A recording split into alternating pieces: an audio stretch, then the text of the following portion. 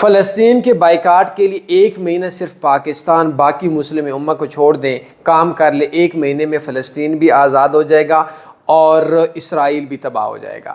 ہم لوگوں نے KFC وغیرہ کا اس وجہ سے بائیکاٹ کیا ہوا ہے کیونکہ ان کی جتنی آمدن ہوتی ہے اس کا کچھ حصہ وہ یہودیوں اور اسرائیل کو سپورٹ کرتے ہیں۔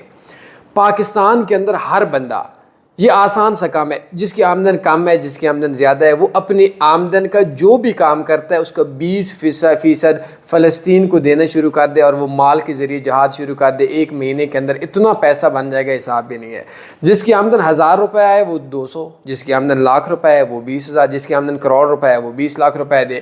یہ جو KFC، فیس بک، یوٹیوب یا یہ جتنے یہ پین بھی تو یہودیوں کا ہے۔ اگر ہم لوگ اس چیز کا بائیکاٹ کر نہیں سکتے، لیکن یہ جو قوم 2.5% زکوٰۃ نہیں دیتی، اس نے اپنی آمدن کے 20% کیسے دینا ہے؟ تو ہم غلط سمت میں چلے ہیں۔ علماء کو بھی چاہیے، آپ لوگ بھی اب یہ ویڈیو شیئر نہیں کریں گے اور 20% بھی نہیں دیں گے، ہم لوگ بھی نہیں دیں گے، تو 2.5% جو اس قوم زکوٰۃ نہیں دیتی وہ کیسے ہوگا؟ تو فلسطین کے لیے حقیقی مدد کرنی ہے۔ ان بائیکاٹ سے بہتر ہے ہر بندہ اپنی آمدن کا 20% فلسطین کے لیے وقف کر دے، انشاءاللہ آزاد ہو جائے گا۔ اگر میری بات اچھی لگی تو شیئر کریں۔